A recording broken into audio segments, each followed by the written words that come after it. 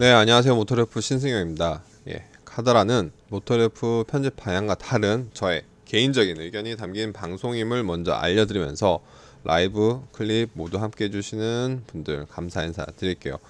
그럼에도 불구하고 구독과 좋아요도 부탁드립니다. 항상.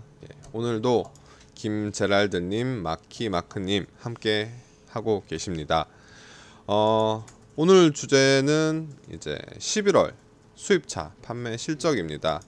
브랜드별로 먼저 좀 살펴보자면, 잘 보이시나요? 브랜드별로 먼저 살펴보자면 벤츠가 7,200여 대, 7,200대 가까운 판매로 1위, 그리고 BMW 5,500대, 아우디 2,900대, 폭스바겐 2,600대, 독일차 4곳이 1, 2, 3, 4등을 모두 차지했죠. 뭐 익숙한 순위표고, 이어서 볼보가 이제 1200대로 5위, 지프, 렉서스, 미니, 도요타 등이 10위권 내에 포진했는데, 좀 특징을 꼽자면 테슬라가 900대, 990대, 거의 1000대죠. 990대로 전체 판매 6위에 올랐습니다. 10월 판매량이 900대에 불과했거든요.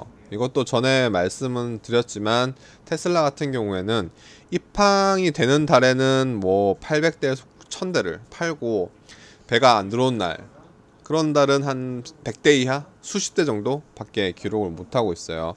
아직까지 뭐 PDI 센터가 좀 안정적이 못하다고 해야 되나?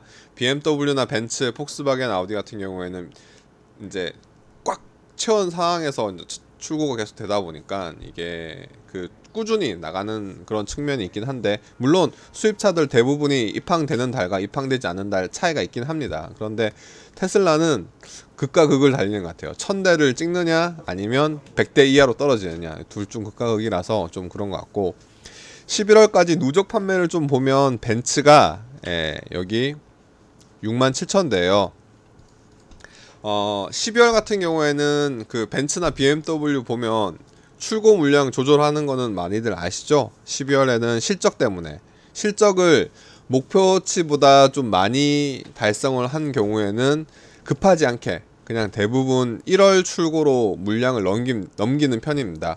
넘기는 편이기 때문에 12월 실적은 조금 떨어지고, 오히려 아우디나 폭스바겐 같은 경우에는 최근 판매가 좀 부진했기 때문에 막 12월에도 평소처럼 꾸준히 판매를 하는 편이고, 그래서 이제 다음 달 벤츠 실적은 좀 떨어지지 않을까.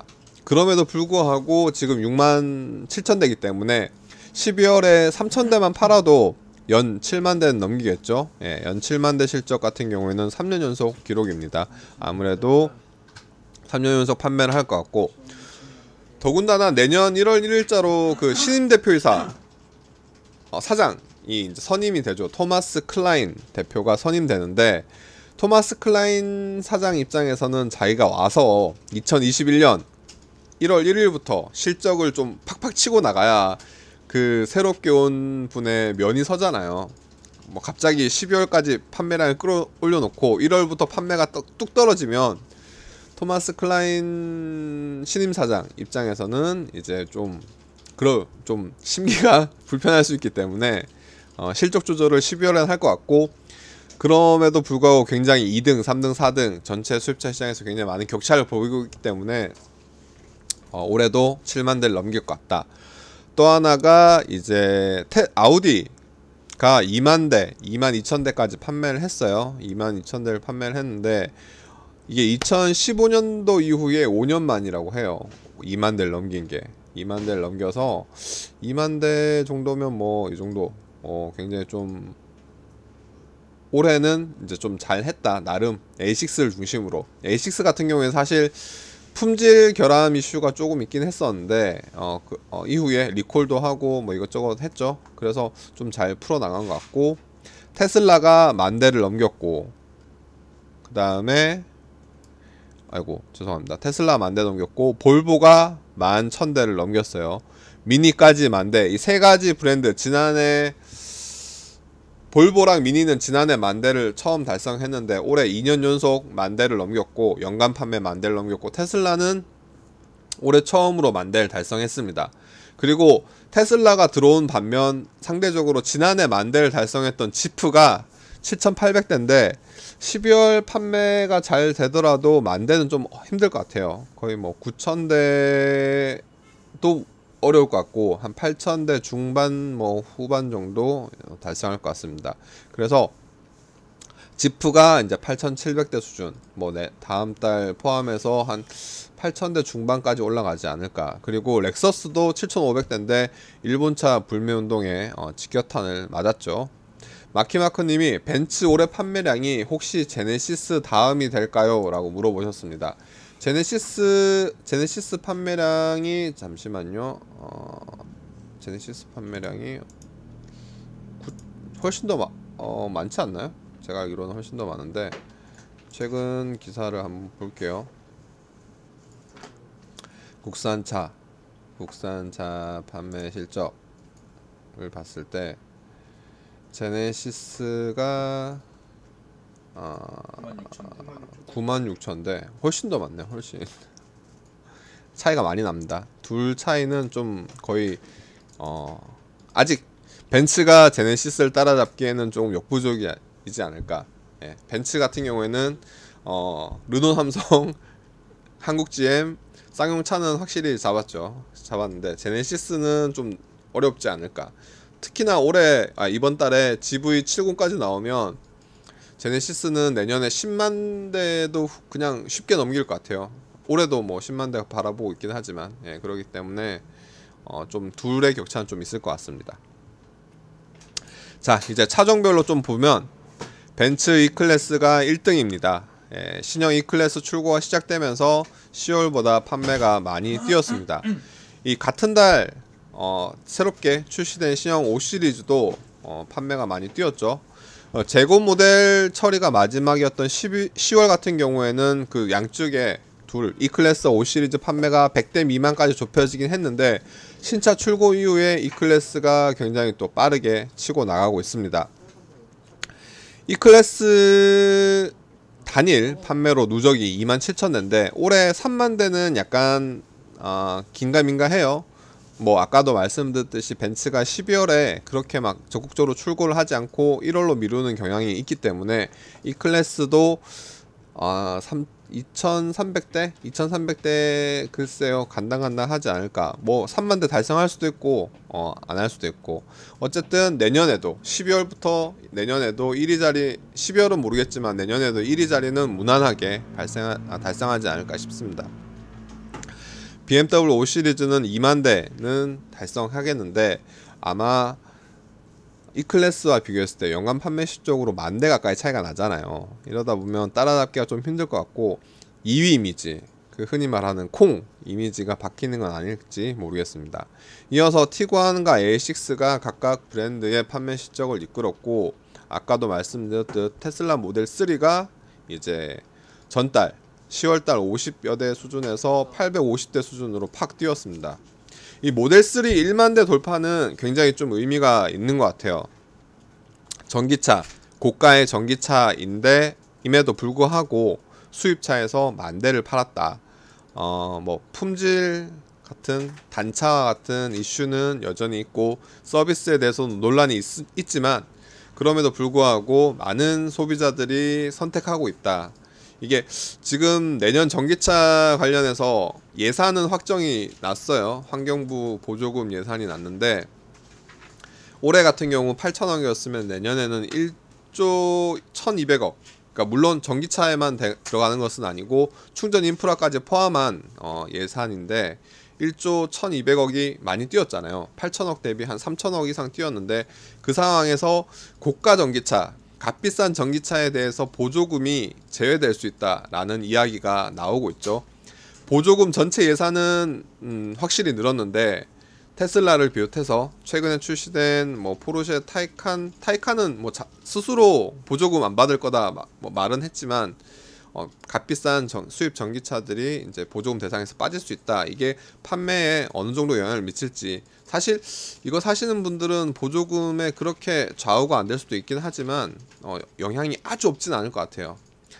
그리고 그 다음으로 넘어와서 쭉 이제 6위부터 20위까지 쭉 봤을 때 저는 눈에 띄는 게 3시리즈. 3시리즈가 좀 부진합니다. 부진한 판매량이 많이 떨어졌고 3시리즈 같은 경우에는 아직까지 그렇게 공격적인 프로모션이 나오지 않았었어요. 지난달까지만 해도 5시리즈 구형 모델에 대한 프로모션이 좀 공격적이었고 상대적으로 3시리즈 보러 왔다가 가격 조금만 더 뭐 차이가 없다 보니까 구형 5시리즈를 사시는 분이 많으셨던 걸로 알고 있거든요.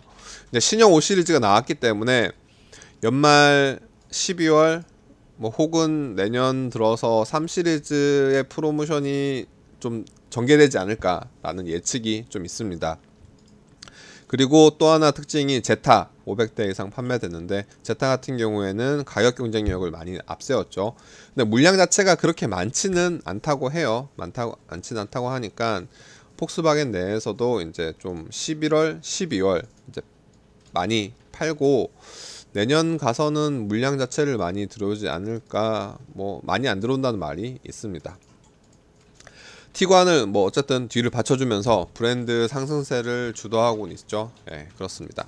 그리고 GLC랑 GLB 판매가 하락을 했는데 이 GLC는 계약 자체는 좀 있는 걸로 알고 있거든요. 계약 물량 자체는 있는 걸로 알고 있었는데 출고가 늦어지는 건지 아니면 계약의 취소가 있고 다른 그 차종으로 다른 브랜드로 넘어가는 건지는 좀 알아봐야 될 것 같아요. 요거는 좀 저도 파악이 안 된 거라서 지난달까지 계약 물량은 충분히 있는 걸로 알고 있었는데 판매가 출고가 좀 많이 떨어진 상황입니다. 이 상대적으로 이 두 개의 실적은 뭐 CLA나 GLE 이 두 개가 잘 메워주고 있죠. 전반적으로 고르게 그 BMW, 벤츠 같은 경우에는 E클래스를 중심으로 뭐 한두 개의 차종이 부진하면 나머지 한두 개의 차종이 메꿔주고 이 메꿔준 차종이 또다시 부진하면 이 차종이 올라가고 이렇게 잘 보완이 잘 되고 있습니다. 자, 20위권 밖으로 또 가볼게요. 21위부터 35위까지 봤을 때 고르게 다 판매량이 뛰었어요. 판매량이 뛰었고 특히 좀 눈에 띄는 거는 BMW X4, 포르쉐 카이엔, 지프 랭글러가 많이 들어왔습니다. 이 물량 수급이 좀 원활해졌다고 생각하고 평소에도 한 300대에서 200대 이상, 300대 정도 팔리던 모델이기 때문에 원래 그 팔리던 본래 실력으로 좀 돌아왔다라고 생각하시면 될 것 같아요.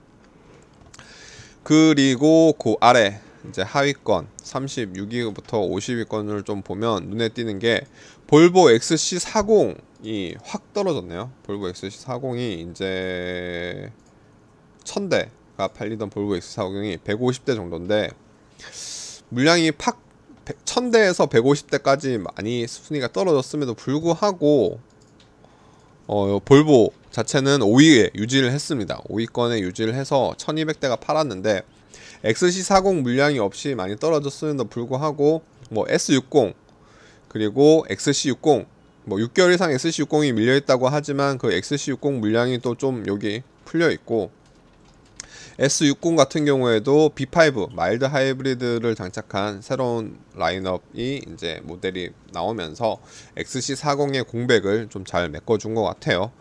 이게 지난해에 이어 올해도 1만 대를 달성하면서 XC40 같은 경우에는 뭐 성장세를 벤츠처럼 성장세를 조율하는 것일 수도 있고요. 아니면 물량 그 자체가 부족한 것일 수도 있습니다.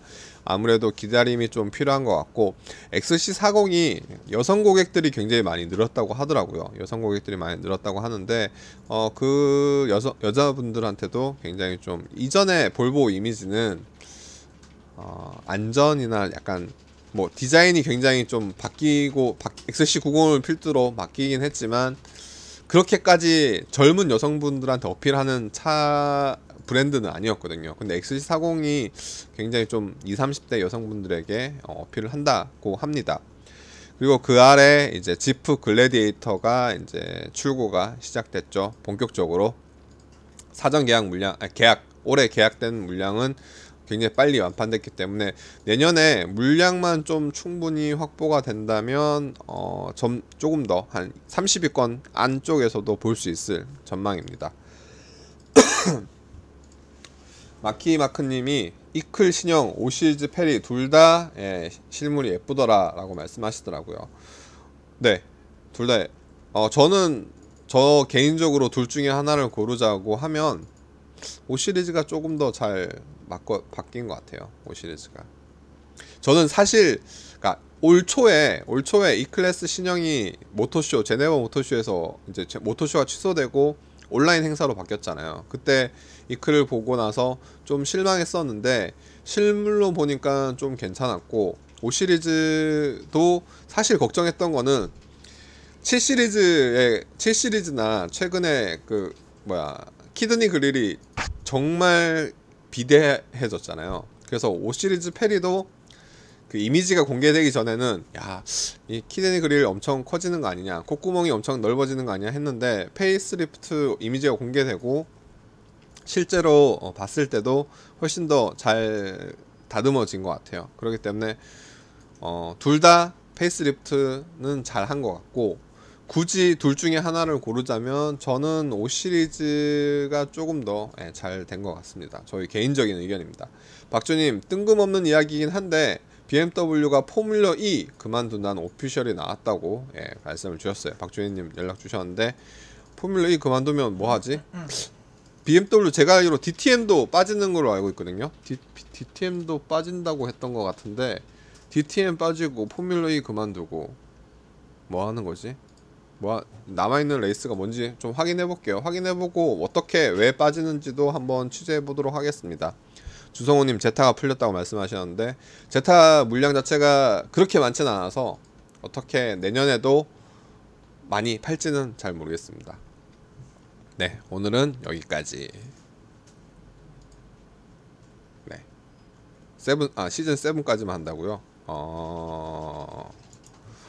오늘은 여기까지. 댓글도 읽어드렸고, 내일은 제가 그 오전에 오디오 관련 회의가 있어가지고 저녁 6시에 방송을 할 예정입니다. 저녁 6시 시간대를 점심 시간대에서 저녁 시간 혹은 뭐 퇴근 시간대로 바꿔야 하나 싶기도 하고 고민이 좀 돼요. 뭐 12시에 해서 12시에 하는 게 중간에 있으니까 오전에 이렇게 오전에 다른 일을 안 하고 이 뭐지? 카더라만 준비하다 보니까 조금 비효율적으로 시간을 쓰는 것 같기도 하고, 이왕이면 오후에 그냥 퇴근 시간대에 준비하는 건 어떨까. 퇴근 시간대에 옮겨도 이렇게 뭐 괜찮을지 의견이 있으시면 반영을 해주시면 감사하겠습니다. 오늘 그 수능 날이라고 하던데 수능 열심히 치시는 분들 대박 나시기를 바라면서 그분들이 이거 보시진 않았겠죠. 어쨌든 많이들 하시고 점심 식사 마키마크님 비롯해서 이동현님 점심 식사를 맛있게 하시고, 저는 지금까지 모터레 포신세였습니다. 내일은 저녁 시간대 6시 때 찾아뵙도록 하겠습니다. 봐주시는 분들 감사 인사드리고 내일 저녁 6시 때 찾아뵙도록 하겠습니다.